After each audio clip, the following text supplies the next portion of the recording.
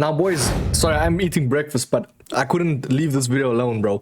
We do have the best tactics, I think, personally speaking, and you cannot shy away from it, bro, unfortunately, because everybody's using it. Let's just be honest. In Elite, we got it obviously in Div 1, even Div 2, bro. Like, people are catching on this formation, and there's actually a huge OP technique to it, though, so let's get into it. I know you're thinking to yourself, how can I improve my FC25 experience? Look no further. MONOEXP has the best, cheapest coins on the website. Best price, best guarantee. Use the code META for 8% off, bro. You can get literally any card. Go check them out right now. Do hit that like, subscribe, check out MMOXP for the best cheapest coins right now, 8% off, by the way.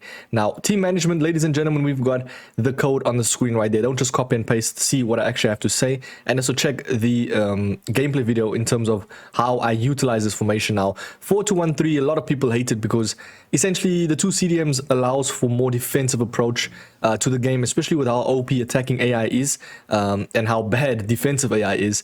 We actually have to have two CDMs, which inevitably helps, you know, in terms of the defense. So we've obviously got the two CDMs, the cam, left wing and right wing. I feel like it offers a very nice approach to everything that's balanced in this game. You know, you got your wingers, you got your two CDMs, you got your cam as well. Now, if you had a tactic, I will leave the pin comment right there, the code.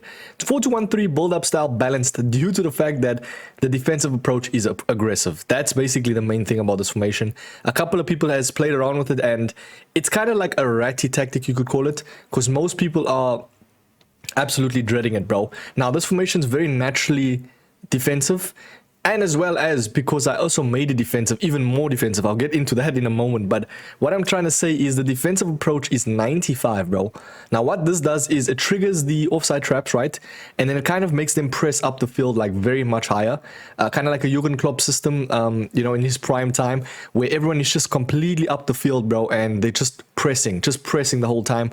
Now, people are going to probably ask, does it deplete stamina? It actually doesn't, bro. That's why it's so OP. There's always an OP thing in FIFA.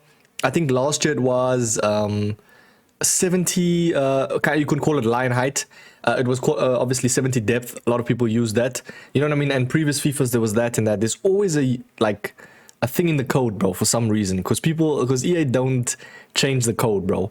It's broken iterations of code. So 95 line height, in my opinion, is the best one right now. Because you got a naturally defensive formation with a naturally, well, you know, aggressive defensive approach is what I like to call it, because yeah, it is aggressive. I mean, literally says there, bro.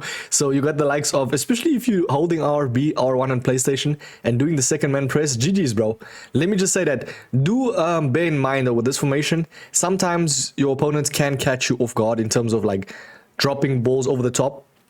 So you have to just be wary of that. So just manually, you know, manually press with your center backs right there, if that makes sense, and obviously position them in the right way. So let's jump into the actual tactics. Now, with the goalkeeper, completely up to you if you want him to come out, if you want him to be a traditional goalkeeper. I feel like goalkeeper plus is always the best one. I have Aaron Ramsdale, and I don't know why I have him. I have him. It works. I'm in Div 1 nearly in Elite, so yeah. We got our two center backs being defender plus. Now, please make use of your pluses, and not because like they have the plus.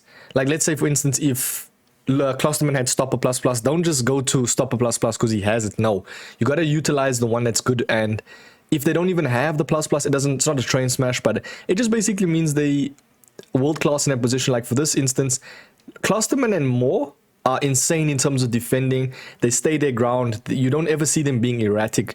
So for that reason is why I have them, and also the roles, you know. So it's all inclusive. And then we've obviously got our two fullbacks. This is the most important, I'd say.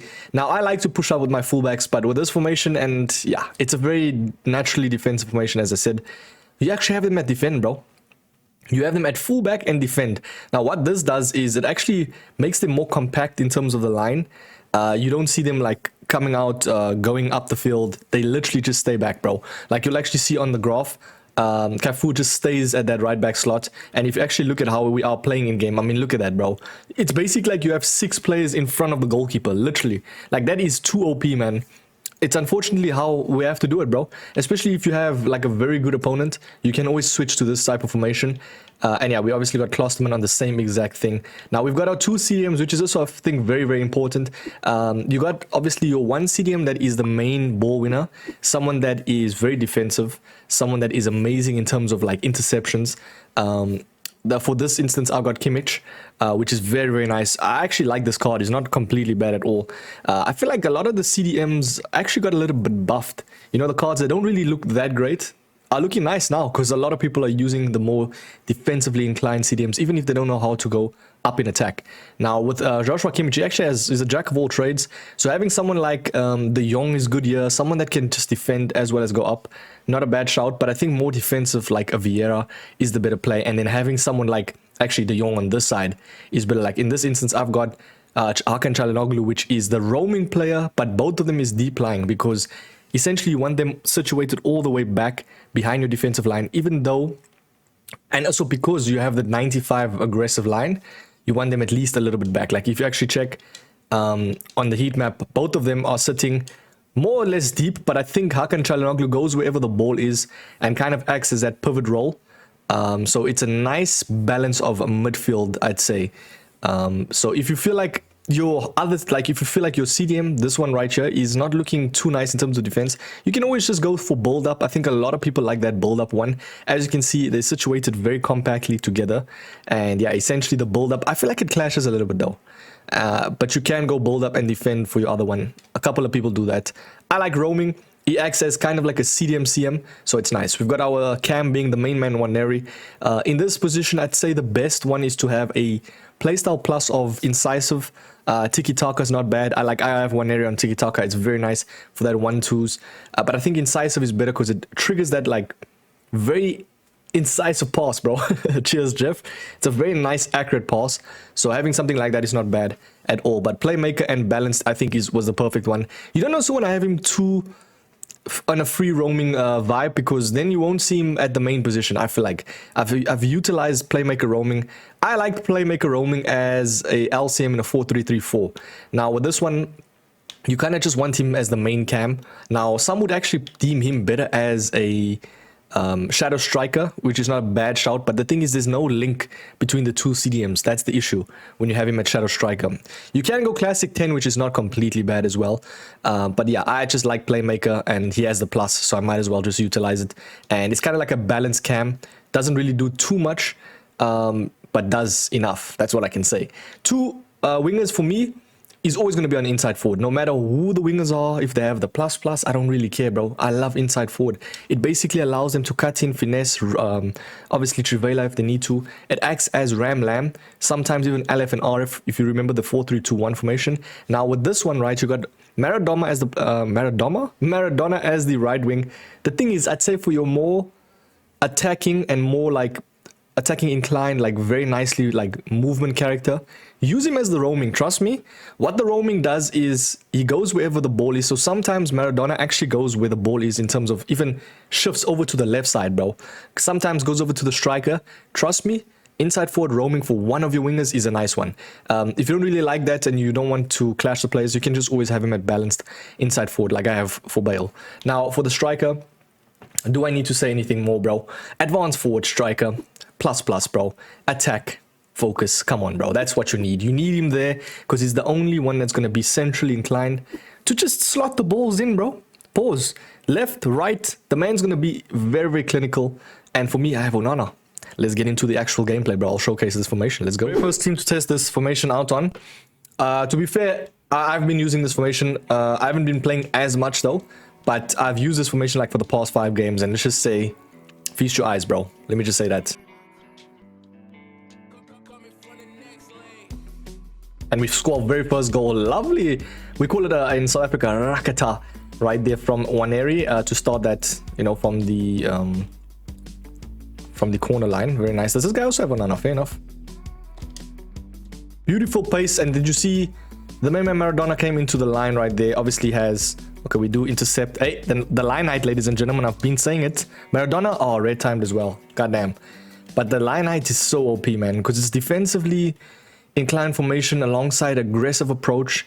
You could even call it a balanced approach because of everything, you know, countering very nicely. That's a pen, come on. Very nicely done from Maradona, bro. Oof. What a card, by the way. I've seen a couple of people not use him anymore. I don't know what. So, yeah, I think a lot of people has just insane teams. We do go 2 goals up right there. Let's go, man.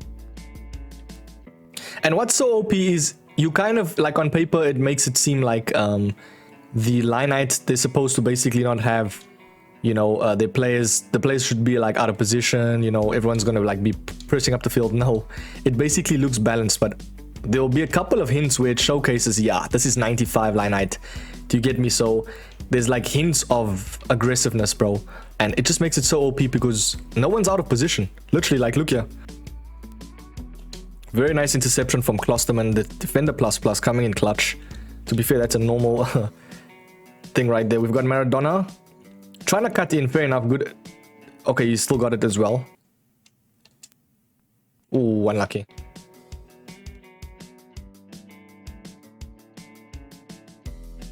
Did you kind of see how the defenders kind of pushed up there? That's exactly what the 95 does, bro. So especially if you got someone that's like very composed and they're just passing around the back, the defenders kind of trigger that, you know, offside trap, and that's naturally as well. Okay, very nice interception. I mean, I've got Bombasta, bro. She's so outdated, but still very, very nice card to utilize right there.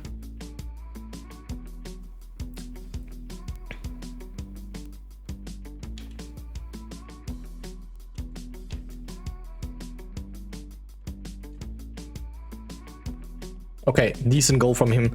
What I noticed there was the defenders kind of pushed up a little bit too far, and he kind of got that, you know, into play. So you got to just watch out for that and be wary, because sometimes very good opponents can will know, you know. Very nicely done.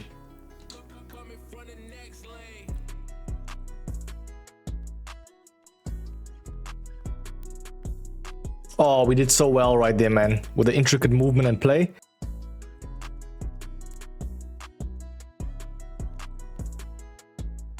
Very nicely done. We're gonna ball roll him. Come on. Oh, beautiful, beautiful work from Onana, man.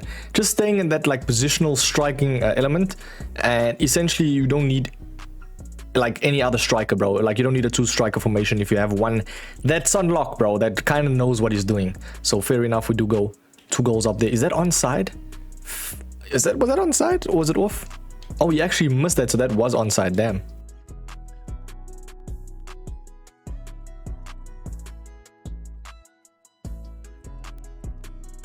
Oh, come on, Bale. Very nice goal, man. This guy's gone. GG's. Let's go, man. We do win that game, and we do progress further, closer and closer to Elite Division, ladies and gentlemen. Lovely stuff. The formation, I mean, 4-1. The guy was a decent player, but just couldn't deal with the press, couldn't deal with the source, bro. Literally.